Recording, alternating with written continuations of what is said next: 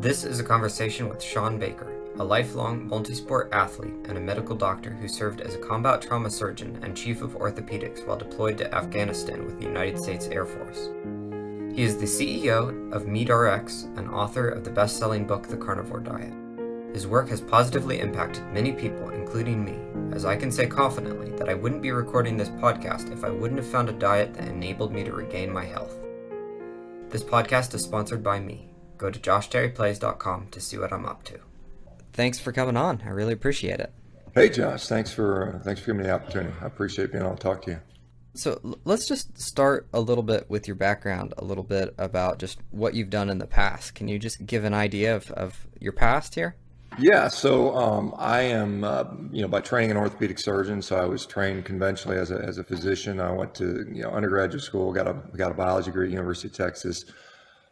Started medical school. I kind of had a weird sort of course because I left after my first year of medical school to go play professional rugby in New Zealand. So I was kind of like, that was a decision that a lot of people thought I was nuts for doing. And, it was one of those decisions where it's like, I can only do this rugby stuff while I'm a certain age, and the medical stuff I can come back to. And so I ended up doing that. So I took a kind of a 7-year detour playing sports at a pretty high level. And then during that time, I entered the U.S. Air Force, and so I could continue to play sports for them. I actually represented the Armed Forces team as an athlete. And while I was doing that, my day job was to launch nuclear bombs. And so I was a nuclear bombs, sort of an ICBM, Intercontinental Ballistic Missile Launch Officer. So I did that for about 5 years. And when I got tired of playing rugby, I remember distinctly being in Las Vegas playing a team from Russia as my head was getting kicked in and I had blood coming out of my ears. And I was 30 years old, and I said, I'm time to hang this one up. And so I ended up going back to medical school. The Air Force paid for that.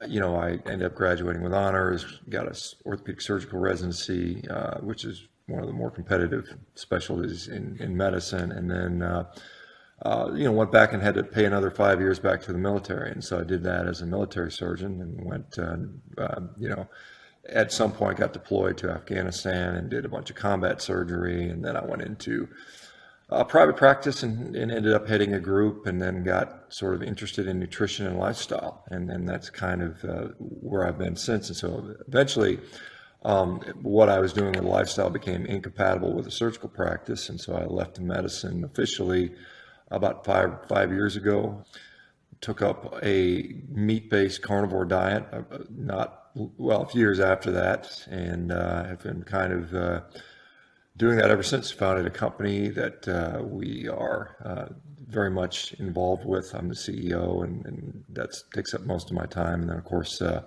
have a fairly large social media presence, although I just got kicked off Twitter the other day, so it got cut down by a little bit, but I should get back. I imagine I'll get back up. That had to do with, at least reportedly a copyright infringement. I'd uploaded a video of me exercising, and there was music in the background that was copyrighted, and so they used that. I think there were 2 instances of that where they said, "Well, we're gonna kick you off, suspend you off the platform for that." So anyway, that's part of me thinks there's a selective enforcement of the rules, but because of my message doesn't comport with the message that we want to have, at least certainly nutritionally, where we're supposed to be eating, bugs and ground up plants and, fungi and all that stuff. Anyway, so that's me. That's kind of the background. Yeah, the selective enforcement that you said. On one hand, it seems like that's definitely a possibility. On the other hand, it's like the rules have gotten so complex. How can you follow them anyways? I get caught in both of those mindsets. Sometimes I think it's selective enforcement. Sometimes I'm like, man, I don't know if they know what they're enforcing. I don't know if they really know what they're doing at all. But I've got to go backwards, because I've heard you mention this in a couple podcasts before, but I've got to ask, okay, what makes you the guy that presses the button that launches a nuclear bomb? Well, I mean, obviously somebody's got to do it. And, it's kind of one of those things where, it was interesting because in order to get that job, you had to jump through so many sort of sanity loops. They had to make sure you weren't a crazy person. You had to be this rock solid, steady, very calm personality. I mean, they dug into your background, had a top secret ESI, extra sensitive information background. So that, I mean, they thoroughly vetted me as a rational person, I suppose. And, that's why I think it's interesting, because now I'm doing this nutrition, which many people think doesn't make sense. And they think that, I'm somehow just not thinking rationally about what I'm doing, but it's very far from the truth. And so, yeah, I mean, it was as far as a job, I mean, it was kind of, how many times has the U.S. launched nuclear bombs? I mean, we've dropped two of them basically on actual people. I mean, the two bombs during World War II. But other than that, that doesn't happen very often. So it was one of those things where you're kind of like, I don't think I'm really going to have to actually press a button, or, to be more technically accurate, you're turning launch keys. But there's a point where, it's like, if it actually came down to we're going to war, how many of those people actually would actually do that? And that's, you still don't know. I mean, you're under the assumption because you do it in practice all the time. We would practice, and the practices were pretty stressful, quite honestly, because when we did exercises or practices, if things did not go according to plan, I mean, there's big people would lose jobs. I mean, generals would lose their job. I mean, so the anxiety factor was extremely high around these exercises. And I remember one time I was involved in an exercise which our wing had actually failed. This is a huge thing, and I think several people lost their job.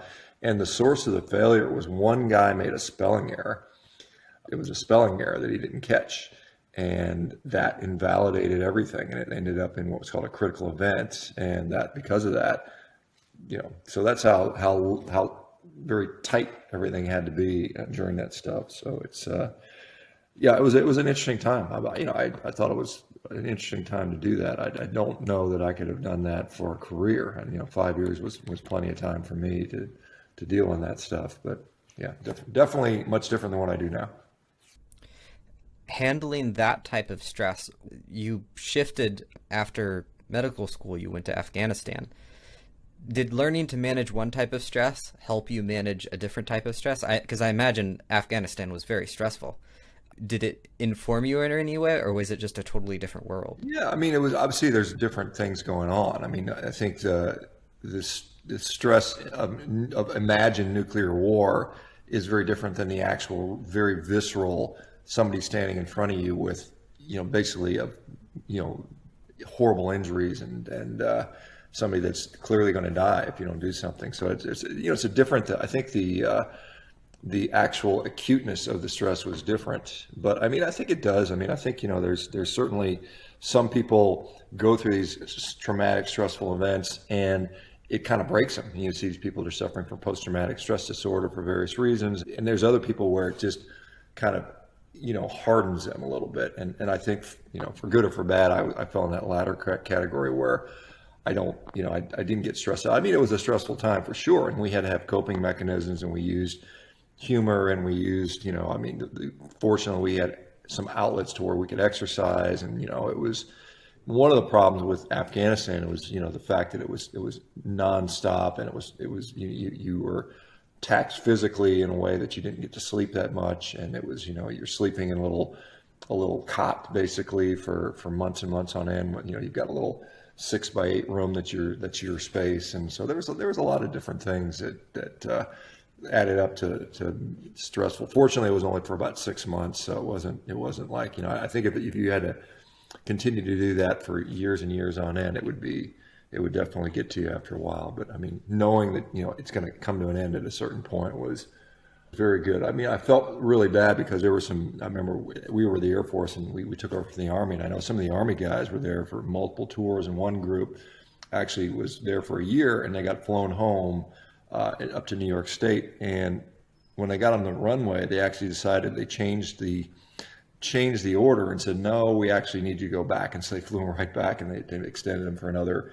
3 or 6 months. And so those guys were obviously very demoralized and upset about that. But yeah, I think anything, if you get used to dealing with stress or adversity and you have success, that teaches you how to do that in different situations. And so you're always going to be faced with stress during just the course of living, and how you deal with it, what kind of coping mechanisms and skill sets you have, mentally play a big role in that. If you're fortunate or unfortunate enough to have to learn that early on, you can certainly benefit from it. You mentioned exercising during that time period. I mean, you've been an athlete for a long time and you've broken a lot of records. It's really amazing. And this goes to something I'd wanted to ask you about, which is the idea of, lifestyle versus treatment. And I don't know if I even want to, pose the question as a versus, because I know there's times for both. But you seem to be a big fan of encouraging people towards a healthy lifestyle. Can you speak to that at all? Yeah, I can speak to that, and I do. I speak about it all day long. Yeah, I'd love to hear your thoughts on that. Yeah, I mean, well, I've got many thoughts on that. So, I mean, as a someone who, like I said, I come from the medical system, and I think there's some great, tremendous people.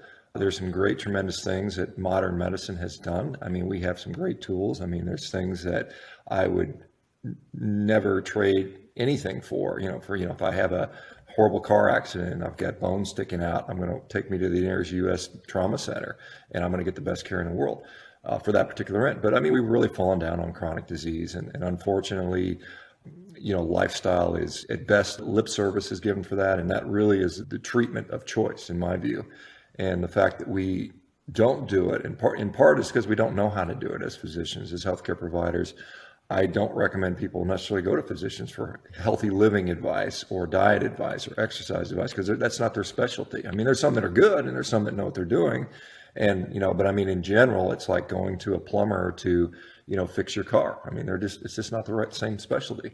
And so I have found that most health conditions, particularly chronic diseases of pretty much every type, respond very well to lifestyle. And part of that is diet. Some of it has to do with, exercise, I think, are two of the big components.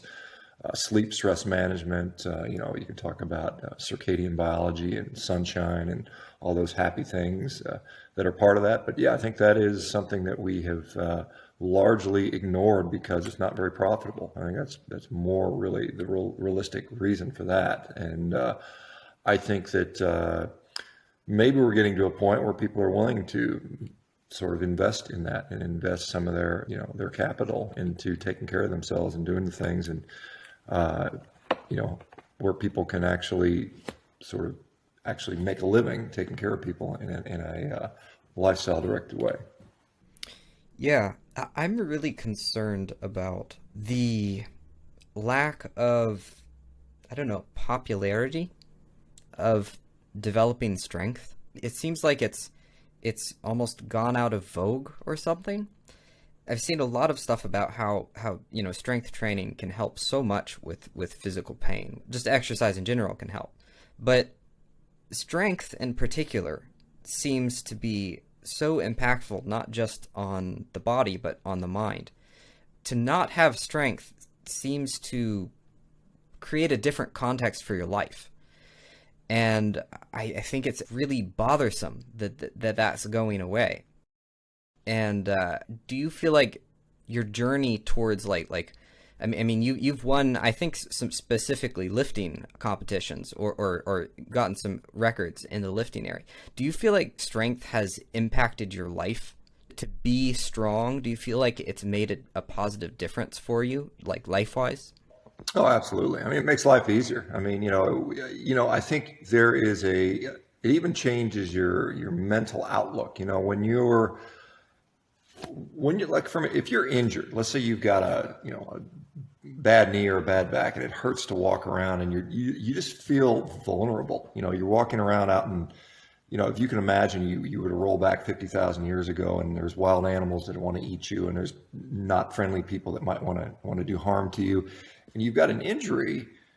You're going to feel on edge. You're going to be very anxious, and you're going to be very worried all the time. And I think we see the same sort of thing, the same sort of physiology which plays on the mind when you don't feel good. And I think strength is part of that, but I mean just general health is part of that. And so I think what we're seeing now is a society who has basically decided that because of the conveniences that we have, the future is going to be robots taking care of our every need or doing most of our jobs for us. And then we're going to just kind of sit back and maybe have less to do and maybe more time for arts and that type of stuff. But at the same time, that comes with a price as we change, who we are as a population. We become more vulnerable, and I think we have a higher prevalence of mental health disorders that are tied into that. And I think strength is part of health. It's not the only aspect of health, but it's a significant part.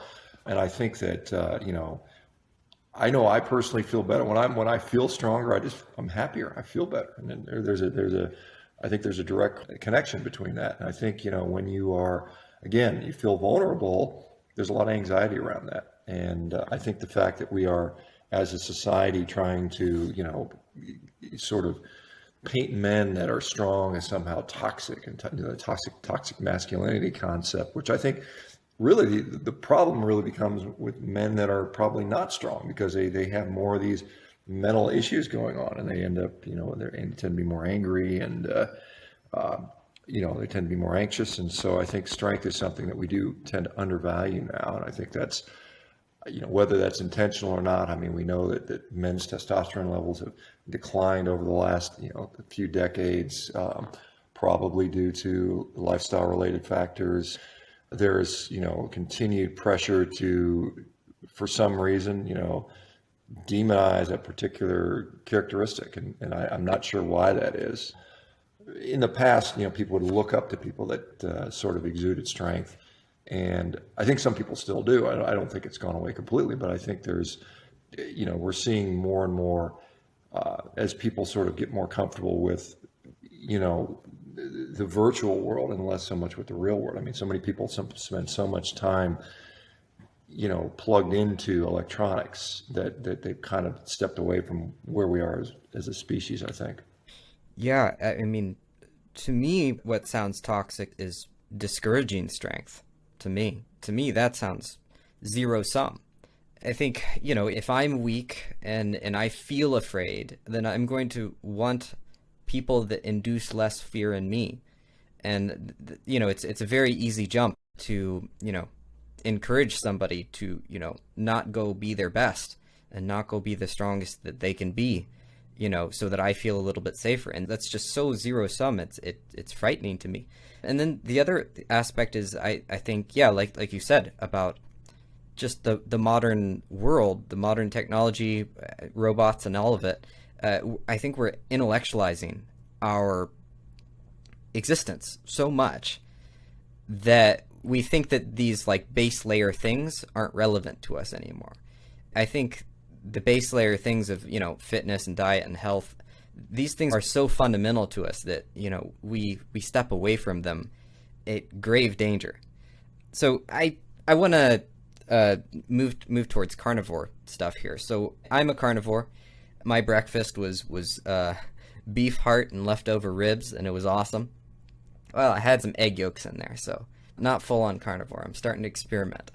What brought you to the carnivore diet? Like, what was the journey to get there?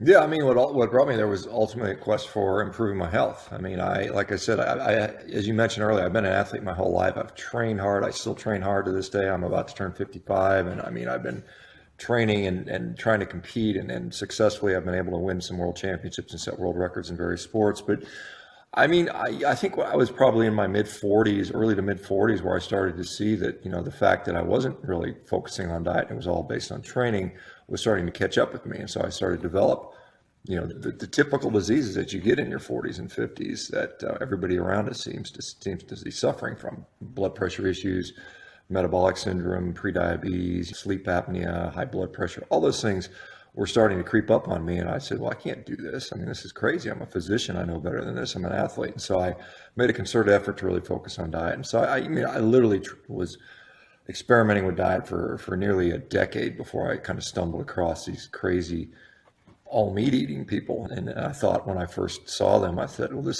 these sound kind of crazy, but it would intrigue me enough to sort of see what they were up to, and kind of follow what they were doing, and kind of try to poke holes in their arguments. And, after about 6 months, I said, well, I'm just going to try it and see what happens. And, I kind of dabbled for a couple of days here and there. I did a week, I think, at one point. And then I finally committed to do a full month of it. And then when I did the full month, it was really something that really just significantly impressed me, of how good I felt and how good I performed. And some of the things that were bothering me from a health standpoint just kind of went away.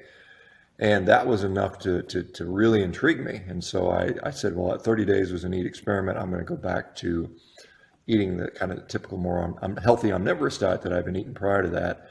And immediately I just saw symptoms coming back that I didn't really like. And so then I decided, well, I'm going to continue playing with this carnivore diet. And, 30 days became 60 days, and 60 days became 6 months, and 6 months became a year.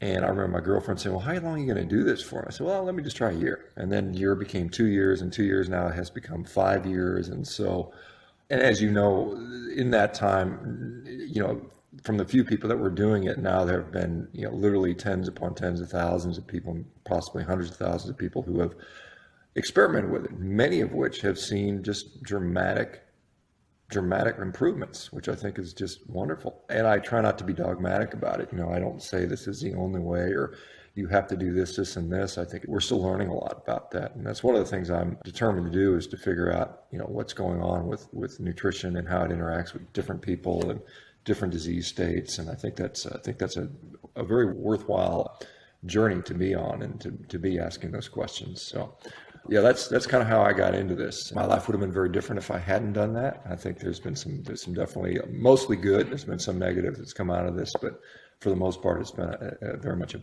positive thing.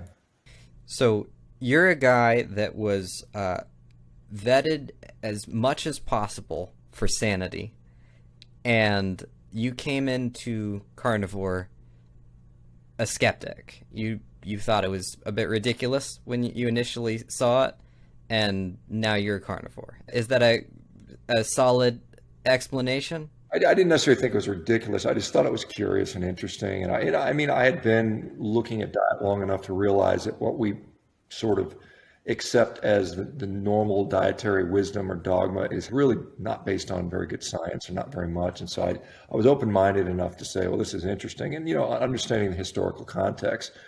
But yeah, I wasn't really like, it wasn't one of those things where I just kind of just went into it without looking or checking. I kind of, did my homework, I suppose, and could understand, at least on a superficial level, what was going on theoretically. And I didn't see a reason why it shouldn't make sense, but it was something that, I think you have to experience it yourself to really sort of, understand it, I think. And so, yeah, I like I said, I'm not sort of a person that sort of clings to craziness. I'm not like, some people think flat earthers or whatever.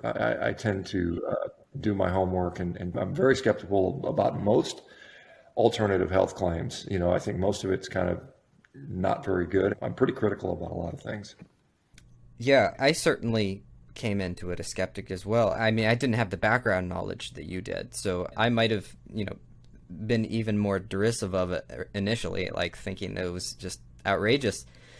I was still willing to give it a go, and I have to thank you doubly, actually.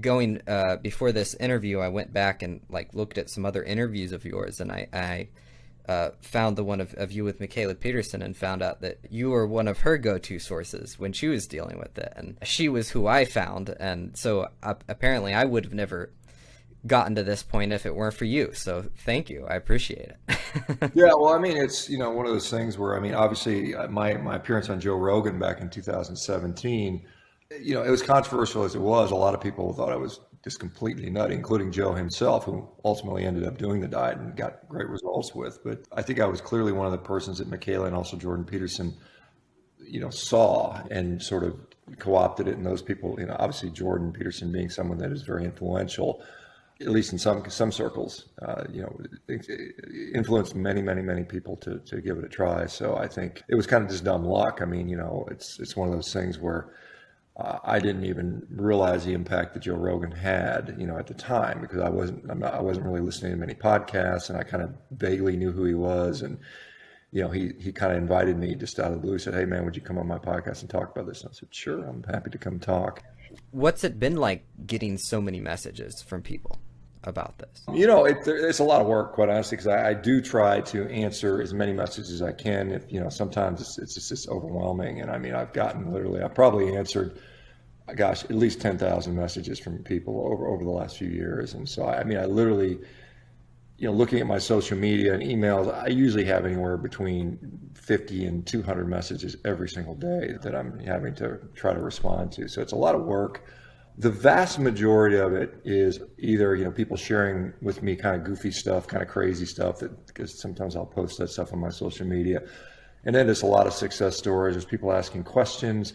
And then there's a little bit of hate mail. There's some people that are ethically opposed to eating meat, and they tend to be sometimes fairly aggressive. And but fortunately that's a minor thing. But I truly enjoy. I don't necessarily like the medium of which, because somebody will send me a picture of their labs and, hey, what do you think about this? And it's like, it's not really the context to sort of give you any real information. And so I prefer, face-to-face conversations. At the very least, talking, on video is much more preferable to me. And I do that, I still do a little bit of consultations with people, and I'll do, like, every single day I spend an hour chatting with members of the community. So they want to ask questions, I can do that. But it's kind of almost a full-time job, just trying to manage that. I mean, I know you've got a fairly big social media account over on, I think it's TikTok, and I don't know how many messages you have to deal with, but I certainly have my share for sure.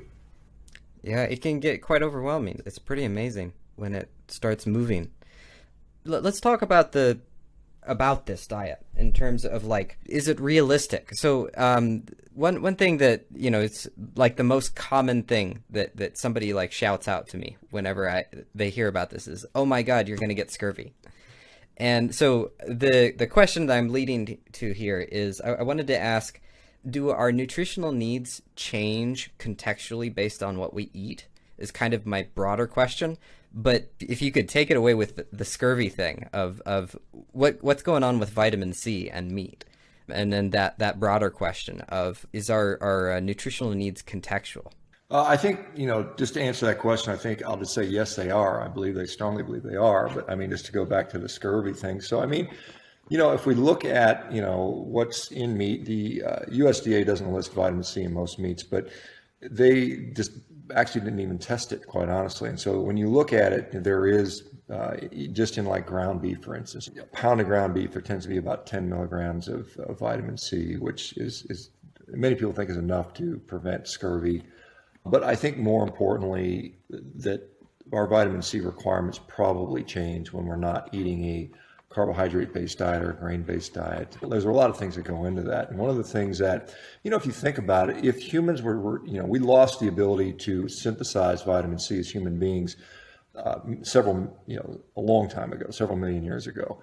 And at the same time, we also lost a way to break down uric acid. So uricase, there was a uricase thing that was kind of a trade-off. And uric acid and vitamin C are both antioxidants. Most people don't realize that uric acid is actually an antioxidant. So it's not just something that causes gout. It's there for a reason. And so that's one of its functions. And so clearly there were long periods of time when humans did not have really any decent access to plant foods that would otherwise be a place for us to get vitamin C. Now, you can argue that there's some vitamin C concentrated in animals and certain organs, things like thymus and pancreas, and to some degree liver, will have some vitamin C. So you can get it there, in an animal source. But I don't think that was always guaranteed either. I think, sometimes, an animal only has one liver, and there may not be enough to go around for a large population. And so I think when you think about the fact that many humans lived in very cold climates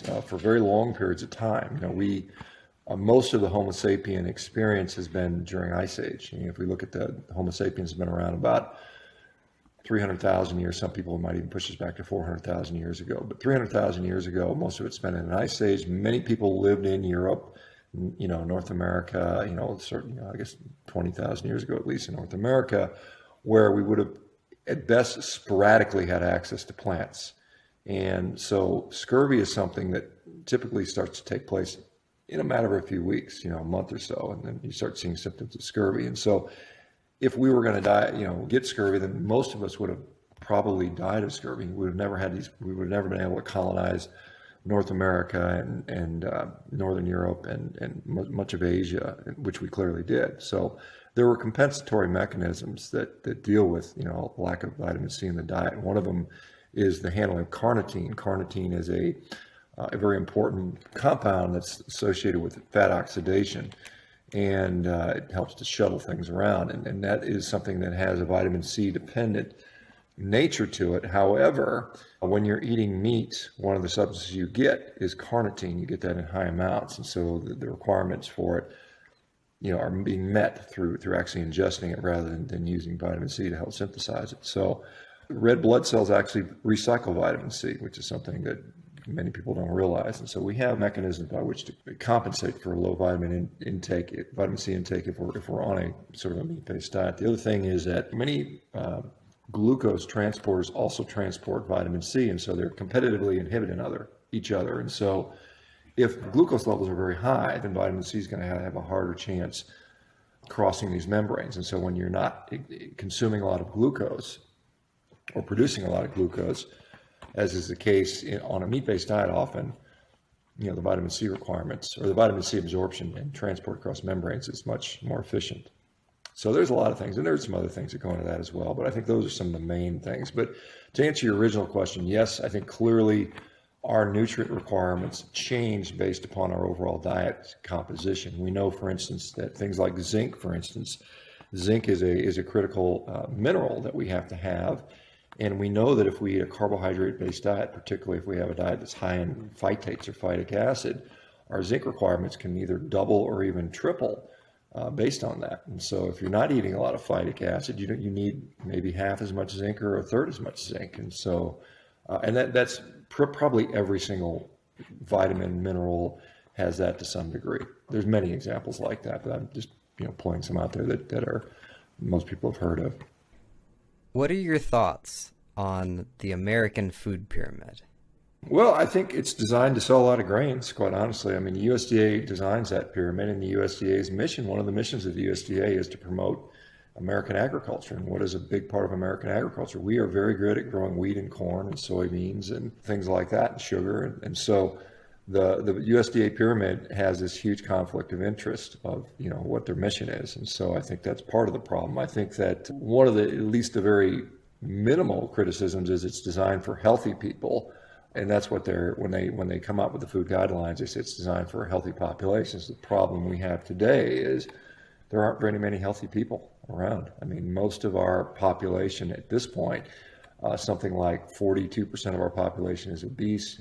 If you add the overweight in there, that gets something like 77% of the people that are, at least according to one large study, people who are metabolically unhealthy represents 88% of our population, at least here in the United States. And so when you're designing a diet for healthy people, then it only potentially is good for 12% of the population. And so we have a population that is sick and only getting sicker.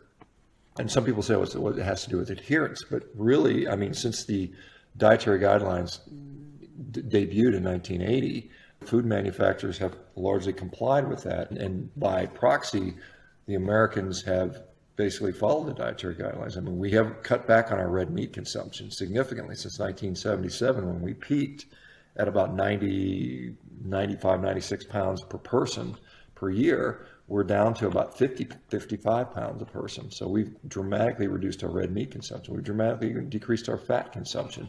We've dramatically increased our grain consumption. We've started eating more of these plant oils, these seed oils. We've eaten more fruits and vegetables than we used to. And despite all that, our obesity rates are skyrocketing, our diabetes rates are skyrocketing, our diabetes rather, our cancer rates, our autoimmune diseases, our gut diseases, our mental health diseases, everything is getting worse. And so clearly the dietary guidelines have not helped, or at least the results are not what people would want. Whether it's because no one's adhering to them, which I would argue is not the case, or whether it's because the guidelines themselves are problematic, whatever it is, the results are not what we would want. I feel like I gotta ask this question because I keep hearing about it, and it seems like there's no common knowledge of considering it a good or bad thing. A lot of people just see it as a filler item almost. What's your take on sugar? Is sugar good or bad for you?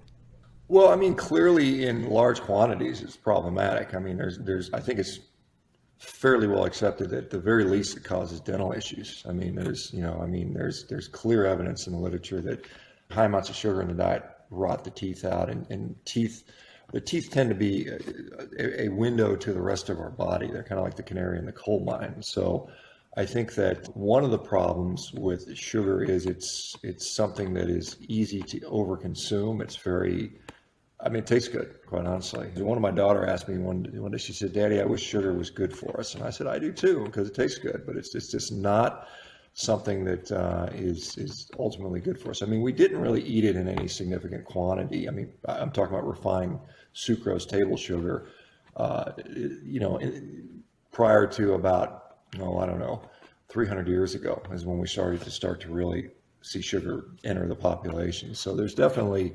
a problematic nature to sugar. Now, is it a poison and you can't have one molecule of it, like some people would say? I don't think that's really accurate. I think there's a problem. I think the problem really is in the fact that it has been put in everything. It leads to overconsumption. It's very easy to overconsume. I don't think we're designed to eat a high percentage of our diet coming from sugar. I think it should be a very low percentage, whether you get it from sucrose or fructose or whatever. There's many other forms of sugar, but I think it's something that is designed to be something that is at the very least eaten very infrequently, and some people probably need to avoid it altogether due to food addiction issues and other things. But I think, if I were to say, were human beings strict carnivores throughout their entire existence? Clearly, that's not the case. Do they do well eating a meat-based diet? I think absolutely. I think that humans are opportunistic omnivores, which happen to be facultative carnivores, and I know that's kind of seems contradictory, but really, I think humans thrive on meat. And oh, by the way, if there was a tree that produced Twinkies 100,000 years ago, and man came across it, you can bet just about anything they would have eaten it, and they would have consumed it, and they would have tried it. So they would have eaten these things. But I think realistically, again, going back to our evolutionary past or anthropology, most of the time we spent as a human species, we didn't have a lot of opportunity to eat sugar, and certainly not refined sugar. That was clearly not part of the diet. So you might have come across some fruits that you ate from time to time, seasonally at best, and you would be competing with every animal on the planet to try to get those things. And so I don't think it was ever a large part of the diet, and I don't think it should be a large part of the diet. I'm not going to say that sugar is poison and you should run from it screaming like some people will claim, but at the same time, I think there are some definite problems associated with it. This diet stuff is confusing. I spent years on it. You spent years on it before, coming to something that worked. And you've been working with thousands and thousands of people. What's your advice for somebody trying to sort through it? How do you recommend somebody approach this process? Is like, for example, like the breakdown that you did of vitamin C is amazing. And then there's a breakdown like that for every other chemical that goes into the human body. How does somebody navigate, finding what works for them?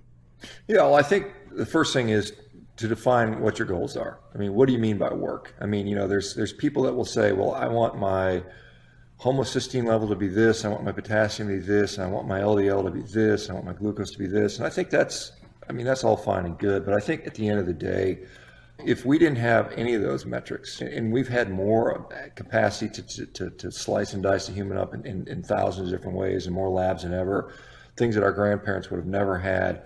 And if you were to ask somebody how they would define health 100 years ago, it'd be very different than a lot of people define health today. But I think probably the people defining health 100 years ago had it right. And I think, if we're going to say, what does it mean for me to be healthy? Well, I would say, hey, I want to be able to function well. I want to not have pain. I want to be generally pretty happy.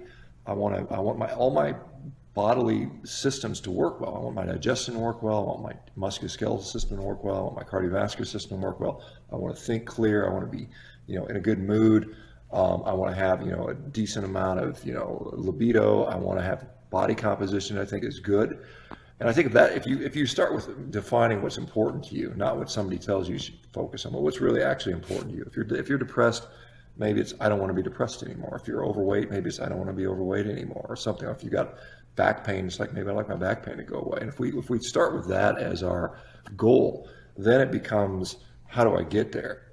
And so I think that's something that you can easily get there, and I think you should do the things that get you there. And so, rather than worrying about, am I going to die of cancer when I'm 72 years old as a 30-year-old? I mean, that's just a waste of time in my view, because one, there's no way to tell that. I don't care what people try to tell you, this is associated with this and this is associated with that. The data just doesn't really clearly support that. At best, you can get a weak association. And if you're hedging your bets based on weak associations, you're largely creating a lot of anxiety in your life that you don't need to do. And I think if you focus on, where am I at today and where would I like to be in 3 months or 6 months, and just kind of keep revisiting that over and over again, I think you'll be much more effective in just determining what actually works for you, and stop worrying about things that you really don't have a lot of control over in the future. And so I really like seeing people get rid of diseases. I mean, I think that's really cool. I think that's something that, as a physician, I think if we would just focus on that, because there's a lot of sick people, and there's people that we don't really get better, quite honestly. I mean, we might make their labs look a little nicer, and we might make a few symptoms, less problematic for them, but we're not really focusing on actual health and what really, when you ask physicians how their patients are doing, and then you ask the patients how they're doing, a lot of times the answers don't match up. And the reasons are just what we talked about. Like when I was an orthopedic surgeon and doing surgery and doing knee replacements on patients, I could look at an x-ray and say, that's a beautiful knee replacement. Every angle is perfect. It looks perfect. It's beautiful. Yay, pat myself on the back. I did a great job. But then the patient come in and says, hey doc, man, this thing still kind of hurts. I'm not really happy with it. Then what do? Who's right? Is it me or is it him? And I think, ultimately it's a patient. This is the one that's going to live with this thing. And so, I mean, it's one of those things where when physicians measure themselves, they measure themselves with a very different metric than how the people they're entrusted to take care of measure themselves. And I think if we were to, focus on what's important to the individual, that's how you should approach it. So, I mean, again, identify what is important to you, and then work on those goals. I heard an interview with a doctor that I really enjoyed. I can't remember the name, unfortunately, but he was talking about, the typical scientific studies that are done where, we have the most concrete evidence that we can come up with versus, a methodology that might not be proven. And what he said was, if you have a potential option to try that might help, that has low risk of anything going wrong, you should try as many of those as possible.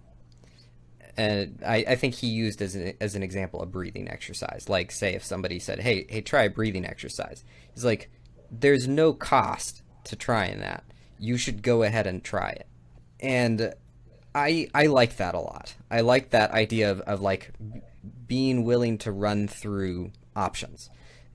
How do you feel about somebody taking on the responsibility to run through options and try things versus kind of the more prescriptive method of this works, go with that, and then wait until you get the next prescription? Yeah, no, I think that running your own experiment is fine, and you point that there's low risk to this. I mean, as far as diet is concerned, I'll use the carnivore anxiety example. I mean, if I tell you, hey, just eat a bunch of meat for 3 months, the risk for that is extremely low. I mean, there's very low risk in that, and there's a very reasonable chance you'll enjoy what you eat. And then there's also a reasonable chance that you may notice a significant improvement in your health. And so I am all for people trying things. I mean, there's things that, again, as a practicing physician, I would learn a lot from my patients, because they would come in and some of them would be dealing with a disease that I really didn't see very often. It was something that was relatively rare, at least rare in my specialty. And they would be, quite honestly, better expert at it than I would be. I mean, just because they have the skin in the game. They're dealing with it 24 hours a day, 7 days a week. And so it's upon them to, not everybody does that, but the ones that are interested become very good researchers at figuring out their own problems and figure out what works. And I think that's a neat thing. And that's one of the things we're kind of leaning on in this company that we have. And as we evolve and we start to adapt some artificial intelligence stuff within the company, to lean on the experience of these the kind of the wisdom of the crowds, because honestly, I think the human health, human nutrition is something we still, for all the resource and time and money and technology we put in it, I think we still don't understand it that well. I think there's so much out there, and you see so many people that come up with some weird, unexpected disease, and the answer from the physician is, well, it's just bad luck, or maybe it's genetic, or we don't really know. And I think that happens all too often, and for the very reason that we don't know. And I think it's, like I said, your physician is somebody who can be a helper in your health journey, but I don't think you should outsource it to your physician, because they don't have as much skin in the game as you do. I don't care how caring and wonderful the physician is, they just don't have the level of investment that you do. And so I think it's up to you to do your own experiments in a lot of cases. A funny parallel popped to my mind. I recently had Brandon Quittem on the podcast.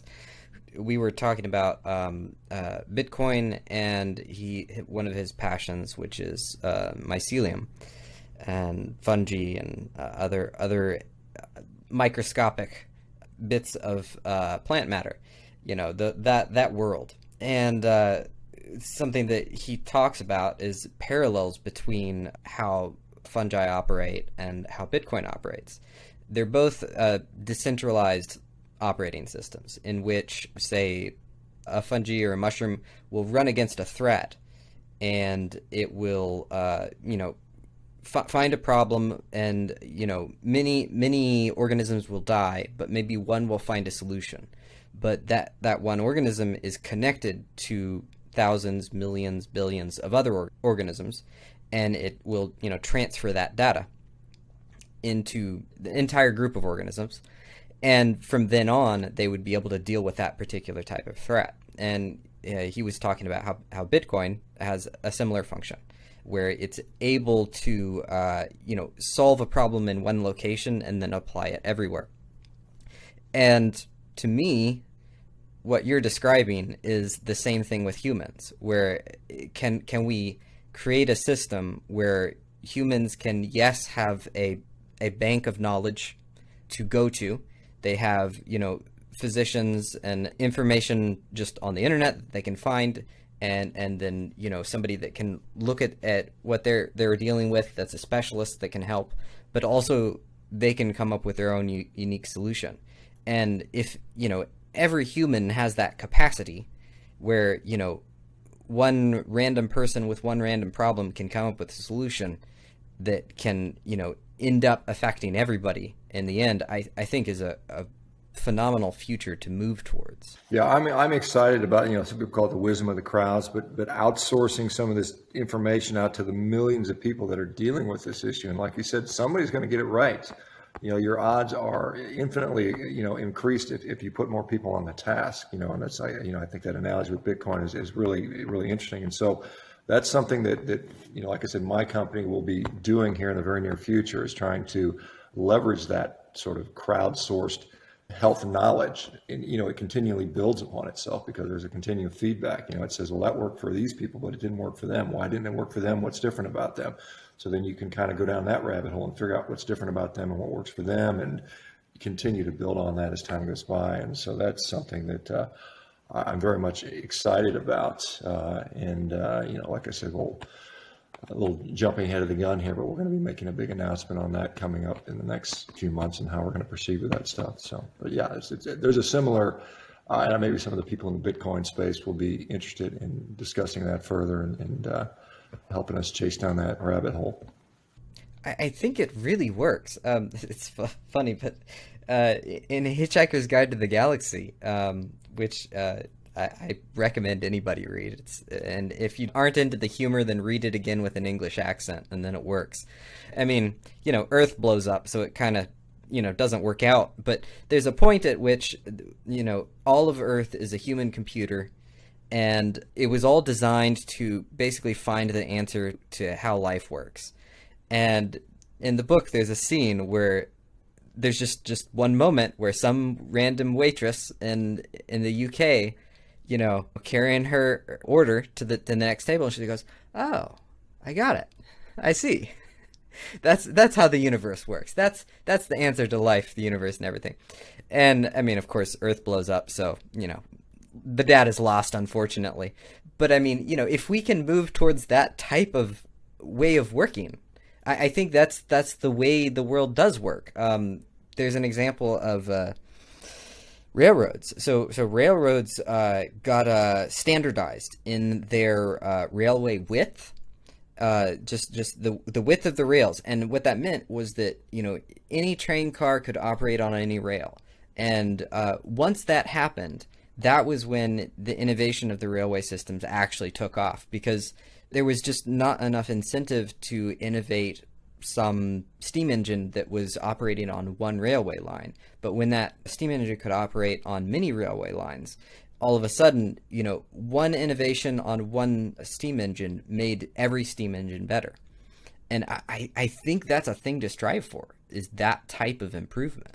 Yeah, and I agree with that. It's kind of interesting on the railway thing. I think that I saw a nice little discussion about that, about the fact that the standard width of a railroad car is based upon going back farther and farther, people doing it over and over again, going back to Roman chariots. And so, and then actually, when the vehicles that they drive for the space shuttle, they have to fit on the standard railroad cars. And so people flying into space, dimensions were determined by, Roman chariots back, thousands of years ago, which I think is kind of interesting. It's crazy. But yeah, I think that is sort of the balance of, community and individual, if you will, where it's like there's an individual person that can offer something of value, but there's also a community backing of like previous knowledge. Anyway, you can tell I'm into that concept.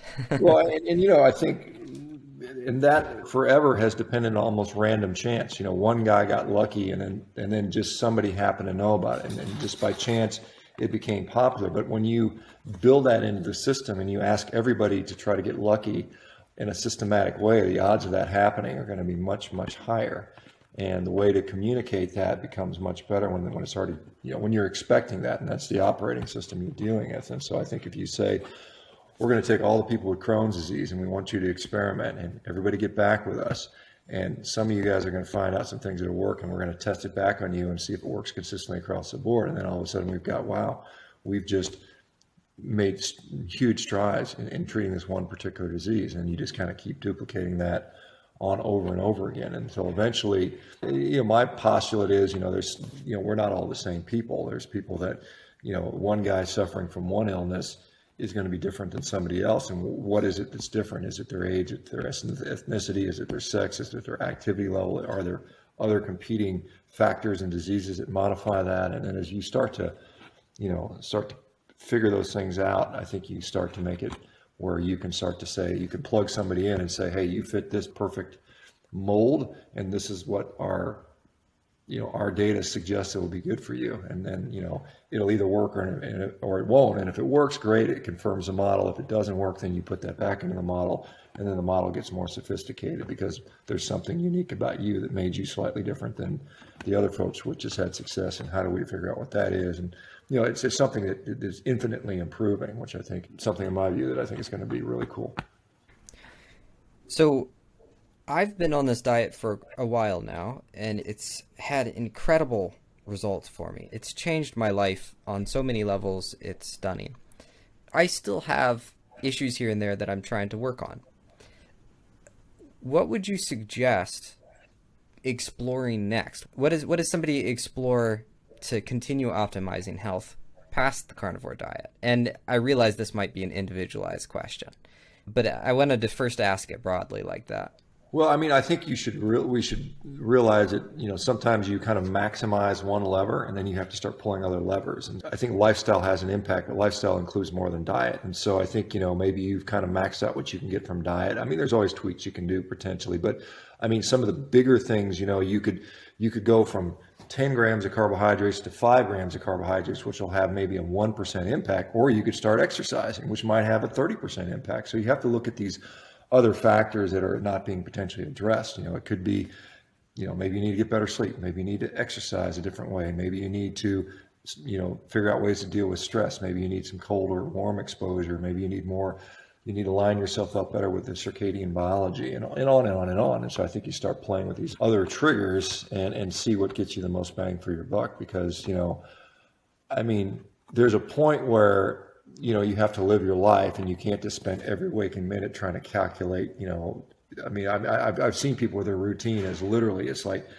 they get up, they meditate and breathe, and they go in for a cold plunge, and then they spend time in an infrared sauna, and then they calculate every molecule they're going to eat. And I mean, it's on and on all whole day long. And it's just like, at some point, it's like, man, you're gonna drive yourself crazy. And sometimes it's anxiety producing. So sometimes it's just a matter of just relaxing and just saying, hey, let's just go have some fun. And I mean, but I mean, like I said, I would look at the other levers that you could potentially pull, play with those. And then, like I said, there's always dietary adjustments and, maybe we'll have some more insight into those later on because, you can only go, I mean, you can only give up so many plant foods. And once you get to zero, it's like, what more can I do here? Maybe it's time to add some back in. I mean, and I'm not, like I said, I'm not so dogmatic that I think that, you can't cycle things and periodize things because I don't think we know. And that's one of the things I think we hopefully will be able to figure out through, some of the stuff we'll be doing in the near future. And hey, you make a good point about the have some fun because I still got to work on that one, man. So you make a very good point. Yeah, if you live a long life and the whole time is, calculating stuff, it's like, what did I do? I mean, some days I wish I could just say, I'm just going to go hang out on the beach and just pick coffee or something like that, or, kind of be a Rastafarian dude, just kind of not care. Sometimes you kind of like, if you could clone yourself and you say, what is this guy going to do? What is that guy going to do? I mean, you might have one guy that's going to, do all the work for you while you go out and play. And that may be the future. Maybe when we have all the robots doing all the menial tasks for us, we can just sort of, look at art and go hang out in waterfalls and, maybe some of us will exercise, but, yeah, I mean, I think having fun is a part of that. I think, when you're laughing, laughing is good medicine. You feel better when you're smiling and laughing and, maybe just laugh some more. Who knows? I completely agree. Have you experimented with cold exposure? That's been a rabbit hole I've been going down a bit and gotten a lot out of. I kind of had a phase where obviously most people are familiar with a guy named Wim Hof, and so I got into some cold plunges and I did some ice baths, and I got to where I could do 30 minutes in an ice bath, which is a pretty long time. And I mean, I remember an acute state of euphoria after coming out of those things. I mean, I was shivering and my teeth were chatting, but I was laughing like uncontrollably, and it was just kind of a weird experience. I mean, these really long. And for some people, it's not for you. But I mean, I still do that from time to time. I'm not as sort of consistent with it as I was in the past. But I still will. I'll take a cold shower, no problem. I don't mind that. I mean, I just haven't had the, I guess, facility to do the cold stuff like I had at one point. And so it's kind of like maybe I should get a little cold immersion tank at some point. Maybe get a little. I know some people are using old freezers to do that, but I truly think there is a benefit to that. I think for some reason it seems to be something that guys do more than women.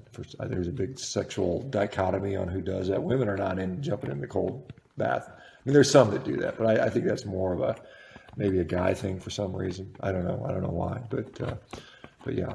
Yeah, doesn't seem to be the case a lot of the time. I've been messing a lot with it. One thing that I do, I've also recently just started heavy lifting, and it feels great.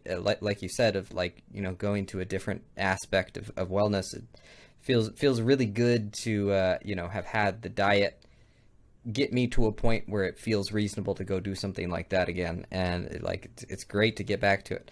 But another thing is, like, sometimes coming back from the gym, I will just stop at the grocery store, grab 2 bags of ice, dump them in a 5-gallon bucket and garden hose, fill it up, and then just set a timer and just put one arm, next leg, next leg. Very simple, but man, it it kind of hits you upside the head and wakes you up, and gets you in touch with some things that you don't normally notice. And I feel a lot better afterwards, even from that partial exposure. Yeah, I mean, like I said, it's definitely a new experience, and what people have not. Like, if you like actually fully immerse yourself and get in a bathtub, and you put like 6 or 7 bags of ice, and you fill up the tub and just kind of lay in there, That'll definitely, it'll wake you up for sure. Those things. And, we talked about how the different perception of time. It's like, sometimes, you watch a movie and 20 minutes goes by in no time, but you sit in an ice bath for 20 minutes and it's like the slowest 20 minutes on earth. It's kind of like, whatever your goal may be. Maybe some people start out 1 minute and you try to get to 2 minutes. I remember I was pretty pleased when I could get to 30 minutes. I thought that was a pretty decent feat. But interestingly, my kids, I remember my two daughters jumped in there for a period of time, and I let them go for like 3 or 4 minutes. I think one of them got up to, I think 8 minutes was her record, and but they loved it too. It was fun. It was interesting. That's awesome. That's awesome. Yeah, man, kids can handle amazing things when they have the context of experimentation. They know they're just, trying stuff. They can handle just crazy levels of difficulty. They're pretty healthy people mostly, for the most part. Yeah. I wanted to ask you about microbiome stuff. Is that something worth exploring yet? Has that developed into a place that has enough research that it can be productive? I think for limited uses, I mean, we clearly know that there's an interaction between the gut microbiome and our health. I mean, we clearly know that's going on. I think to sort of be prescriptive about it at this point, I don't think we're there. I think we're a long way from there, quite honestly. I mean, to say that in order to be healthy, you need to have X, Y, and Z, species of bacteria or colonies of bacteria, and these amounts, I think, I just don't think that's practical. I don't think it's realistic. I don't think it's accurate, quite honestly. I mean, it's kind of interesting. We've seen studies where they've looked at microbiome analysis based on like stool samples, and they'll say, well, you have, X, Y, and Z bacteria, and then they'll do two or three of them, and then they might not even correlate. And then when they do actual like biopsy-driven analysis of the microbiome, it's once again different. So I don't even know that we know what we're measuring, quite honestly, when we come to this stuff. We also know that the microbiome is incredibly plastic and that it can change in the course of hours, quite honestly. And so many things impact it. How much sleep you had, how much did you exercise, what's the temperature like outside? Obviously, what you eat impacts it significantly. And so I think it can be a little bit of a wild goose chase, quite honestly. I think this heuristic is probably pretty accurate. I'd say if you are healthy, then by definition, whatever microbiome you have is arguably healthy as well. And I think that's the way we look at it. We don't want to put the cart before the horse or run it backwards. I mean, I think we can say, I think you'll find out that healthy people, however you define them, many of them will have very vastly different microbiomes. And so I think there's some common, like, I mean, things like, obviously when you have an infection or an overgrowth, C. difficile being one of the more well-known ones, clearly there's a problem there, and that clearly makes people sick. And I have no doubt that people that have a dysbiosis, however that's defined, are clearly at a compromised state. But again, figuring out exactly what that is, I think we're a long way from that. I think the problem is defining health as defined by the microbiome is I think is problematic. I think you can say, clearly there are some dysbiotic guts, and it's probably more helpful to look at sick people and see what's common than trying to determine who's healthy. I think if we're going to do it that way, and the question is, can I alter the microbiome from a sick person in a way that will make them healthy? I don't know that actually occurs. I think what's happening, why is the microbiome unhealthy? Because a person is sick. And so how do you address their sickness? Well, it may not be giving them by giving them some prebiotic spore bacteria. It may be addressing the fact that they're chronically inflamed and overweight and dealing with that. And maybe dealing with those things is going to be more important, or stop feeding them junk food, and that's going to address it, rather than directly trying to impact the species that are in the microbiome by fecal transplants or ingesting certain spores. Stop doing things that's causing the overgrowth of those negative species, I suppose. So, do you feel like it's more likely to think of what's going on in the microbiome as symptomatic of the other things versus the other things happening being symptomatic of the microbiome? Yeah, I mean, I think that's probably a more realistic way to look at it. Now, clearly, like I said, you can have a microbiome that's problematic and sort of driving the further pathology. But I think if you're looking at why do you have a dysbiotic gut? It's something that occurred first. It wasn't that you just happened to swallow the wrong bacteria walking down the street one day. I mean, that's not what happened. I mean, something has occurred, whether it's trauma, whether it's infection, whether it's, most common, I think, is going to be a bad diet. I think that's probably what's driving dysbiosis for the vast majority of people. And so I think, again, correcting the underlying diet, correcting the underlying metabolic situation, whether it's metabolic syndrome, diabetes, or whatever. I think you do that first, and then the microbiome will shape up as needed. So I wanted to ask this question earlier. I kind of subject change, but I still wanted to fit it in there. I mean, this food stuff is really difficult to change behavior sometimes. I mean, for me, like, I was so addicted to sweets, for example, and for me it was both feelings of physical addiction where it was, I would feel weak and faint without it. But then also there was the emotional component of, I mean, man, like sugar just meant happiness to me. And, if I had a uncomfortable thing happen in my life, sugar was the path to feel better about it. And I mean, you've talked to so many people that I'm sure you've been running into this all the time, of people that have, maybe they've found something like the carnivore diet or a low carb diet, or they've just, wanted to stop eating as much crap. What do you say to people that are having a hard time getting themselves to do it? Yeah, well, I mean, first of all, I mean, I recognize that. I think that is a true problem. I think there are people that truly are addicted to, and you can, some people will gripe about that word, but I think it's a fair way to describe that. And it's very common. And I mean, our food industry knows that. And I think they, that's part of their business model, quite honestly, get people addicted to their foods and they won't stop eating them. This, ever recurring revenue. But so I think, first of all, you're right, it is very difficult. And I think there's a couple things. There is a physiologic component. And I don't think you can address the psychological component until you address the physiologic component. So how do you address the physiologic component? Well, if your cells, every cell in your body is used to seeing glucose, on a regular basis in a pulsatile fashion, you're going to be dependent upon that. And so when you're not having that, you're going to experience hunger and tired and lethargy and, basically a cellular energy crisis. And so you have to be able to figure out, how do I change the cellular metabolism a bit so I'm not experiencing that all the time. So then, and that's usually done by, a nutrient dense diet, where you get enough protein and fat, and, maybe you have to limit carbohydrates to a degree to where you can have a bit more of an even energy supply. And then you still have the psychological things, because, even when you've got the physiology in place, a lot of people eat for emotional reward. They eat out of boredom. They eat out of stress. They eat out of peer pressure. They eat out of, just because of social conventions.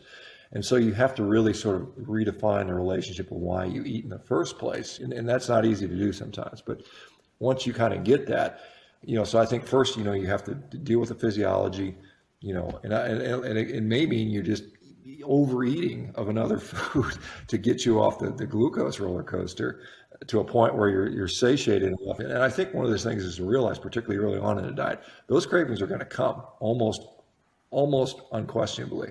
And so I always tell people, well, if you know it's going to happen, have a plan in place so that you can deal with it. The plan isn't just panic and go to the store and buy chocolates. The plan is, what am I going to do when those cravings hit? And there are things that we know that actually can mitigate those cravings. Sometimes it's exercise.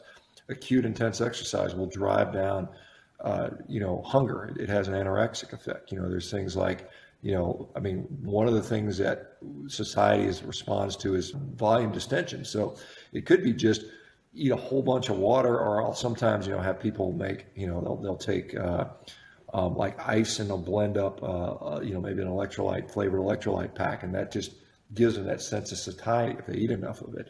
I've had people make their own Jello. They'll take, plain old Jello, unflavored Jello, and they'll add a little bit of, maybe a little bit of sweetener to it, not sugar, but some stevia drops or monk fruit drops, and then massive amounts just to do that, or just drinking plain water. There's studies on water. If you drink like a liter of water, it'll shut down your appetite for maybe half hour, 45 minutes. And a lot of those sugar cravings come in waves. And so if you can ride that wave out long enough, it's past. And so it could be, having a support system, having an activity in mind, having something, break in case of emergency, break glass in case of emergency. So you have that thing you can go to, and you can go to reproducibly, that it'll work for you. And then once you kind of do that, then for most people, you get a few months into this and you kind of get a handle on that. And then, as the benefits of, changing your life start to develop, where one, you're not feeling these cravings all the time. Two, you're not tired all the time. Three, you're not inflamed and irritated and everything doesn't hurt all the time.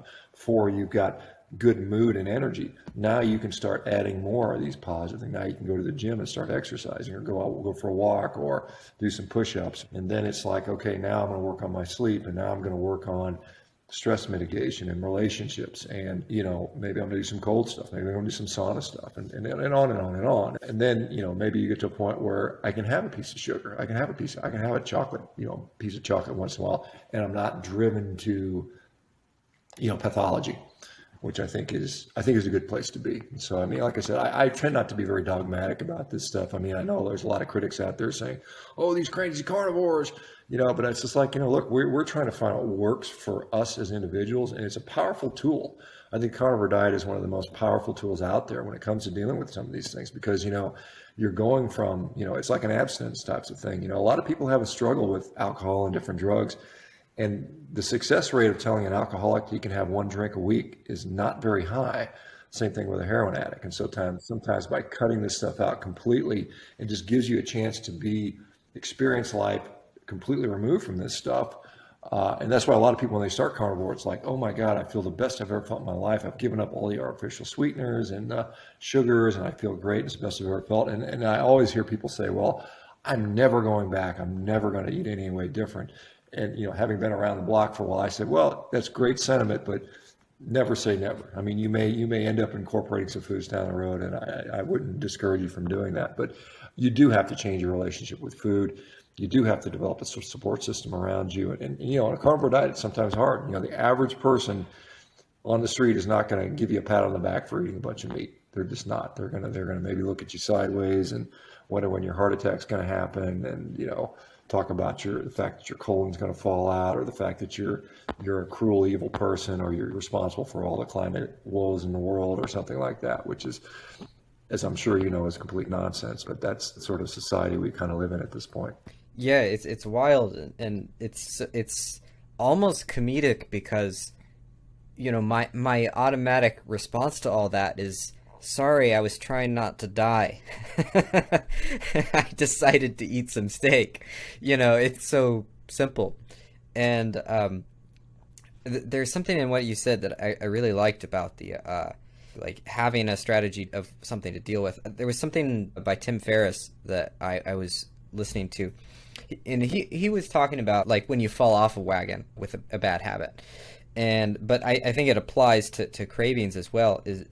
He was like, start with the assumption that falling off the wagon is actually part of the process, and don't assume that that's not going to happen. Because there's so many things that we do that, of course, we're gonna mess up a million times in the process of doing it.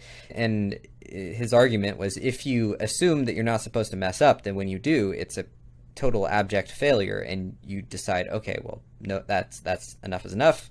Now there's no more. But if you assume that it comes with the territory, that you're going to fall off the wagon, then now when you fall off the wagon, now the question is, okay, what do you do now? And the answer is you go get back on. And I feel like there's a similarity there to what you said about just having some techniques, having some flavored water, having some things available to you, knowing what's coming. I think when you know what's coming, I think people are incredibly strong when they know what's coming. I think part of my difficulty with the diet was, when I was struggling with it, I felt no certainty. I didn't know what was coming, and so I didn't know what my reactions should be. I keep going back to this story, and I probably should research it to figure out if I'm butchering it or not. But I think it was maybe Shackleton. It was somebody that was trying to be the first person to get to the North Pole, and he posted like a sort of a news article in the London Times or whatever the great publication of that day was, and it basically just laid out all of these terrible things. There was is like, need strong brave men for perilous journey, great cold, hunger and danger awaits, highly likely you won't return, if you do, much glory and honor to you. And I don't know that he even like offered any money. It was just like, need men for this terrible thing. And he got like more applications than he needed. Like everybody was like, yeah, sign me up, let's do it. And I think there's something about knowing the game ahead that's makes us capable of doing amazing things. And like when I started to get on this track, like you said, like you start to get some success where, my health started to improve a little bit. I started to get a little bit more mental clarity. My take on everything started to shift very quickly, where I could address my cravings with a much stronger intensity and strength than I did before, where like I don't know how many times I would, be at the cash register with all of the impulse candy purchases available in front of me. And, it wasn't a gentle thought in my mind at that point. It was because I knew the price. I knew how valuable the diet that I'd taken on was for what I was doing. And I would, I'd look at that candy and I'd go, do you want a better life, motherfucker? It's like very extreme. And it was, previously impossible. And then now I had like, a known solution and a known difficulty. And when I had a known solution and a known difficulty, it was doable. Like it didn't matter how difficult the difficulty was. It was doable because I knew it. And I think that's a big factor in making one of those shifts. Yeah, I mean, you see like, and this is kind of a weird analogy, but I mean, I remember watching a CrossFit competition, and usually the athletes are told what they're expected to do. This is what you got to do. This is how many weights you have to lift. This is how long you're going to do this for. And they had one event where it was just unknown, and they didn't tell them how long they were doing. They were jump on the machine and go until we tell you to stop. So they didn't know how hard to go and how hard to push and when they were going to be done, and what the next thing was going to do and how long they were going to do that for. And I thought that was a really psychologically had to be a very challenging thing, because the only thing you had to go by was you look at your people around you and see, am I staying ahead of the next guy? That's the only metric you might have. And if it was going to be done really short, you could have went faster, but you don't know that. And I think that is, like you said, knowing what's going to happen makes things a lot more approachable. Knowing that there's a finite endpoint, no matter what it is, even if it was like I said, you've got to walk for the next 100 days, you would probably do that than if I told you, I'm just going to have you walk and stop when I tell you, and maybe only have you walk for 5 days. You would probably be more stressed out with that if you knew, if you knew the outcome was going to be longer. So yeah, there's a lot to be said for knowing, what you're dealing with. Absolutely. Could you tell me any more about the project that you're working on, or is that under wraps at the moment? Well, I mean, we're gonna do an official. We're gonna do an official reveal in about 2 months. It's basically, some of it is going to be fundraising stuff to further our aspirations. But I mean, suffice it to say, meat-based diets are going to be a continued big part of what I do. Obviously, I'm kind of arguably one of the leading authorities on this carnivore diet. Since I actually named it that, I was the guy that came up with the name, even though I, certainly didn't invent carnivores or meat eating. But so that'll always be something that I'm going to be attached to. But like I said, I recognize that I think we still have a lot of things we need to learn about nutrition. And I do think that artificial intelligence can help us get there. And so we're going to be leveraging that to hopefully make a big impact, and hopefully continue to reach not just thousands of people, but potentially millions of people. And I think that's super exciting. And the other thing is, I know you're into Bitcoin, but I think there's some synergy with what we're doing with nutrition, with what the Bitcoin people are doing in the financial world. And so hopefully we can see some sort of overlap and symbiosis between the two. So, but yeah, that's something that I'm super excited about, and so it's going to be a definite shift in a little bit of a shift. And I mean, I guess it's a significant shift in what I'll be doing. So. But coming soon. That's exciting. I'm looking forward to when it happens. For now, where would you like to send folks online? Well, I mean, certainly if you want to interact with me in a more direct fashion, I make myself available every single day at meatRX. So meatRX.com is a place, you can join our membership site for free, at least initially, and jump in our meetings, and you can ask me questions directly because I'd rather, you can give more nuance when you have a chance to talk for 2 or 3 minutes rather than trying to type a response to an Instagram message. But I am on Instagram. Shawn Baker 1967. Um, I've got a YouTube channel, Shawn Baker. I started on TikTok. I think I'm also Shawn Baker MD. And then I think my Twitter account currently is under suspension. I'm not sure if I'll get it back or not, but if I do, it's going to be S Baker MD. And if I don't, I'll probably start a new account just under Shawn Baker MD or something like that. But hopefully, like I said, this little copyright infringement thing will be cleared up, and I'll be able to regain. Because I had a decent following. I had some 80,000 people following me on Twitter, which is not it's a fairly significant amount of folks. Well, like I said, I am concerned about the continued censorship in the guise of labeling what you don't like misinformation, which I think is just scientifically dangerous, and I think it ultimately is a dangerous place to go. I agree. I'm concerned about that as well. I hope they give you your account back because I think that what you're doing is valuable. And yeah, the amount of times that that's been happening to people that have provided consistent information that seems solid and useful for a long time is very concerning. Yeah, I mean, what you've been doing has been phenomenal. I think I could probably say that I am able to do this podcast in some ways because of the work that you've done. I mean, the diet has been instrumental in my life progress. So it's been an absolute pleasure to have you on, and I really appreciate it and really enjoyed the conversation. Yeah, likewise, Josh. Great, good talking to you. Hopefully, we'll do it again sometime, either direction. So, anyway, good to see you, and I'll be talking to you soon.